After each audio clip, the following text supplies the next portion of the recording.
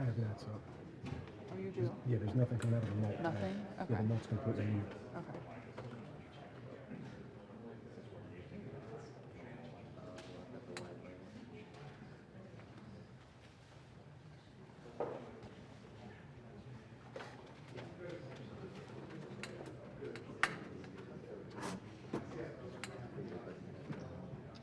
Ladies and gentlemen, the President of the United States.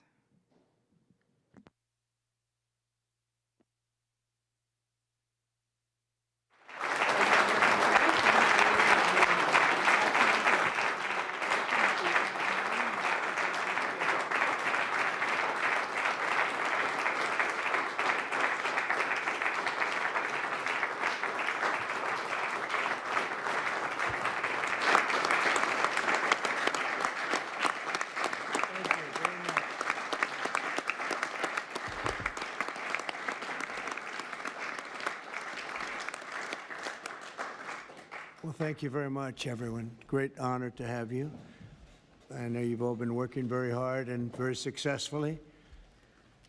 And it's a wonderful place, the White House.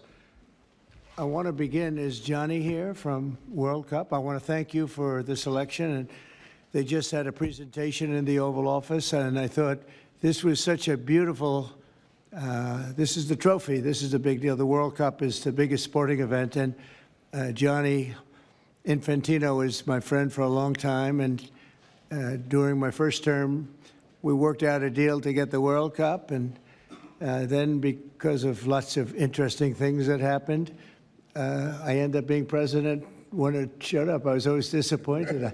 I wasn't going to make it. I was going to serve 8 straight. Instead, we did it the hard way, but maybe the more important way. So I will be with you as president, Johnny. So maybe you could just say a few words and show how beautiful the World Cup trophy is. Thank you. Yeah, sure, please. Yeah. The famous key. That's a great key. You want to open it, President, or shall Well, you go ahead. I go ahead? I trust you. So this is the new trophy of a new competition. It's called the FIFA Club World Cup. The 32 best clubs in the world with the absolutely best players in the world. And for the first time in history, this competition takes place in the United States. Opening game on the 14th of June. Right. Obviously in Miami. Final on the 13th of July this year in New York, New Jersey. But it's not that. The trophy is special because it is a key, and because, as you can see, if I manage to do that, yes, it's a bit tricky. It's like that. So this is a trophy. It is a trophy which represents, and that's why I think it's interesting to show this trophy exactly in this form, because it represents the past, but it's also projected to the future. There is no other sports trophy which looks like that.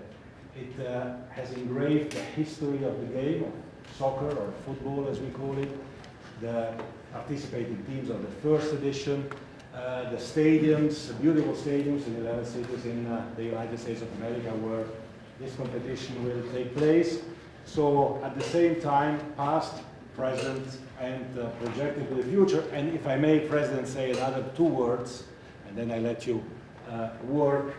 I would like to congratulate the President and the administration for not only for the World Cup, the Club World Cup, the World Cup, and the great work done, but also for this initiative that you are speaking about here. If I may add something in this respect, I'm not an expert at all, but FIFA, as you know, is a brand which is globally known, a very strong brand. The soccer economy in the world is worth around 270 billion a year. 70% of that, Mr. President, is in Europe. So imagine the potential that there is around the world only in soccer if we develop it. And so FIFA is very, very interested under my presidency to develop the FIFA coin, to do it from here, from America, and to conquer the 5 billion soccer fans in the world. So if there is anyone here who is interested to team up with FIFA, here we are, together with the United States of America, and we will conquer the world of soccer with the FIFA coin. Thank you very much. Thank you. That coin, that's right. That coin may be worth more than FIFA in the end. It could be quite a coin, actually. Huh? Anyway, thank you, Johnny. Great job. I just thought you should see this trophy because it's really, it's the biggest sporting event in the world, and we have it here. And we appreciate being selected. Thank you very much, Johnny. You do a fantastic job. And welcome to the first ever White House Digital Assets Summit. I know that many of you have been fighting for years for this, and it's an honor to be with you at the White House. I want to thank the White House AI and crypto czar David Sachs, Treasury Secretary. This is David right here, in case you don't know. You know David. And a man who's doing a great job as Secretary of Treasury, Scott Bessent, who's right here. Scott, thank you very much. Commerce Secretary Howard Lutnick, wherever you may be, Howard. Hi, Howard. He's doing some interesting work right now with all that's going on. He's right in the middle of it and doing a great job. Thank you. SBA Administrator Kelly Loeffler. And hi, Kel. SEC Commissioner Hester Pierce. Thank you, Hester. Acting CFTC Chairman Caroline Pham. House Majority Whip Tom Emmer. Hello, hello, Tom. Representative Brian Stile. Thank you. Brian, thank you very much.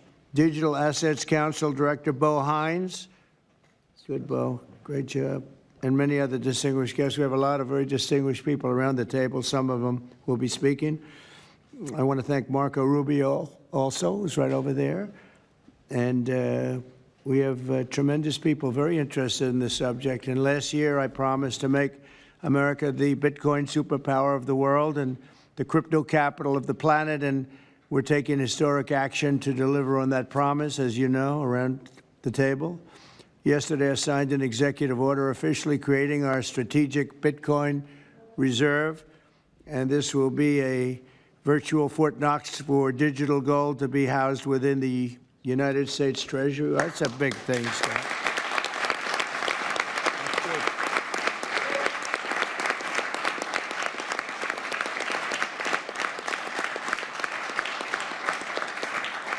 The federal government is already among the largest holders of Bitcoin, as you know, really one of the largest holders in the world, with as many as 200,000 Bitcoin obtained via civil law and various other forms of law, and including enforcement actions.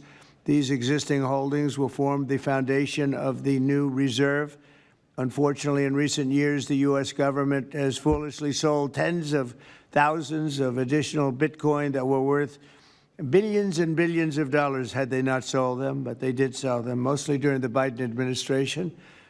Not a good thing to have done. From this day on, America will follow the rule that every Bitcoin knows very well: never sell your Bitcoin. That's a little phrase that they have. I don't know if that's right or not. Who the hell knows, right?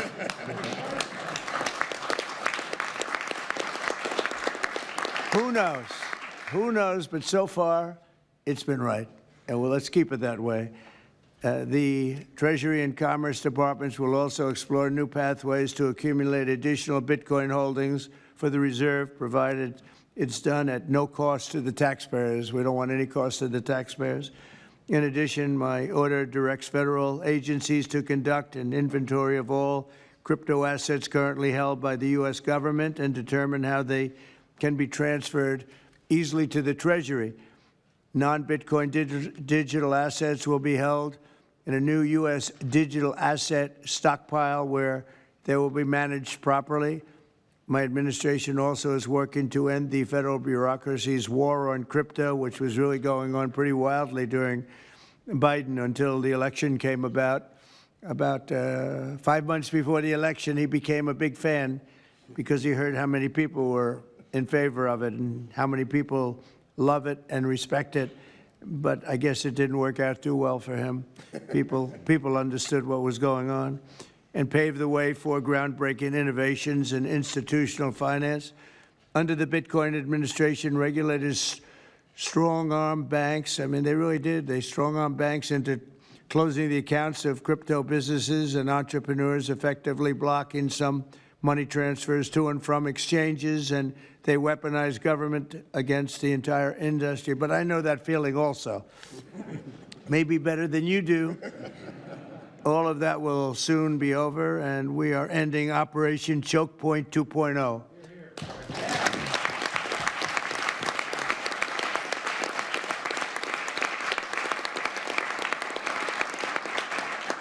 Now, some people really suffered. It was ridiculous what they were doing. But in the end, they came around, but they came around for the wrong reasons. They came around only because they wanted votes, and they saw that tens of millions of people were against them because of what they were doing. I also want to express my strong support for the efforts of lawmakers in Congress as they work on bills to provide regulatory certainty for dollar-backed stablecoins and the digital assets market. They're working very hard on that. This is a tremendous opportunity for economic growth and innovation in our financial sector, and will really go a long way. I think it's going to be a tremendous, we feel like pioneers in a way, of tremendous method of growth. And things are very much tied, and we want to keep it that way, the U.S. dollar. Long into the future, we're going to keep it that way. I hope lawmakers will send that legislation to my desk before August recess if they can. And they're very much working with you, and you know a lot of them, and a lot of them were committed right from the very beginning. So I just want to congratulate you all for being at the White House today, and a man who knows more about Bitcoin and AI and just about everything else than anybody, David Saxton. I'd like to have you say a few words, David. Thank you, Mr. President. We're all here today because of your leadership, your vision, and your generosity, and I really want to thank you for that. We're also here because of your desire to make America great and to introduce a golden age in America, including for digital assets. And we're here because of your love of innovators, or as you might say, high IQ people. Yeah, we know you love high IQ people. And we have about 30 of them here in the room today. These are the top people in the digital asset industry. And one other thing that I think that you love is legal fairness. This is an industry that was subjected to prosecution and persecution for the last 4 years, horrible lawfare, and nobody knows what that feels like better than you do. So we really appreciate the fact that you understand legal fairness and that you're always willing to fight for the right thing, for legal fairness. You never back down. You stand defiant, even in the face of an assassin's bullet. It's an inspiration to everyone in this room, I think. So it's an honor. Thank you. Thank you. So I just want to say it's an honor to work for you. It's an honor to work for a president who works every day to get so much done on behalf of the American people. Your administration is moving at tech speed. It's really amazing. It's actually faster than any startup that I've been part of. Is that your administration moves even faster. So I just want to say thank you for having me be a part of it. I've enjoyed every minute of it. I love working for you, and thank you again for this opportunity. Thank you, David, very much. Appreciate it.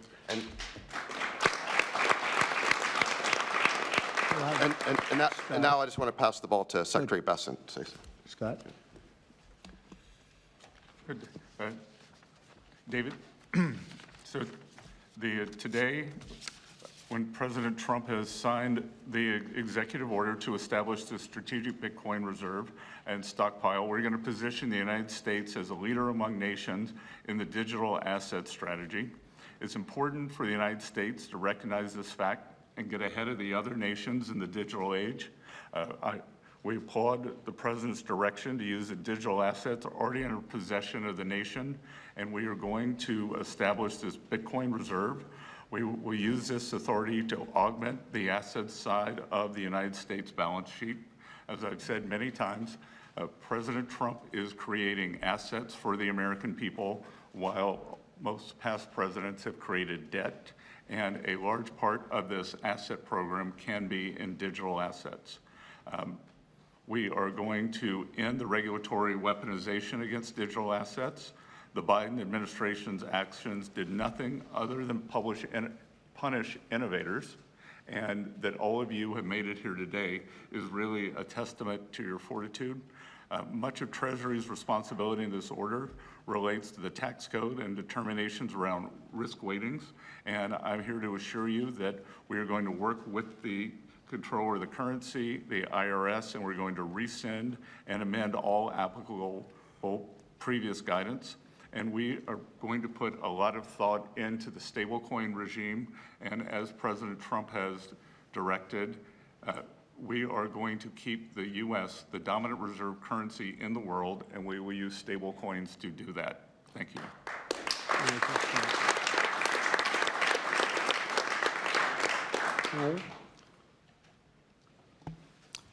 Technology is at the foundation of the Trump presidency. He understands technology, he embraces technology, and he's going to use technology to drive America forward. The blockchain and Bitcoin technology are a key part of that thinking, and embracing that, and here today shows how much a leader the Trump administration and our president is. He understands it, he embraces it. As you said, you're a pioneer in this place, and this is where we're going. We're using the blockchain, we're using Bitcoin, we're going to use digital assets to pound forward, and Donald Trump is leading the way. Can't be more proud of you today. Thank you very much. Thank you, Howard.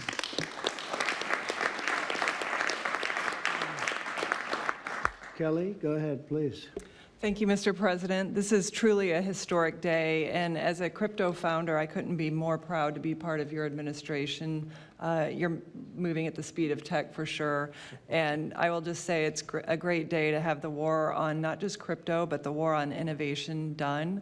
And under your administration, we are truly going to enter into the golden age. And I'll just say, as the administrator of the SBA, small business is a tremendous network that crypto can be deployed against, and so the SBA is open to crypto. So I look forward to working with all of the leaders in this room to advance your efforts here. Thank you. Thank you, Kelly. Thank you very much. Tom, please. Well, Mr. President, I want to say thank you. I want to thank you for the amazing team that you put together. I want to thank you for David. I mean, this kind of a meeting, no one in this room could have envisioned this just a couple years ago. You are the one that has the vision. You're the one that said, we are going to do 21st century finance right here in the United States of America.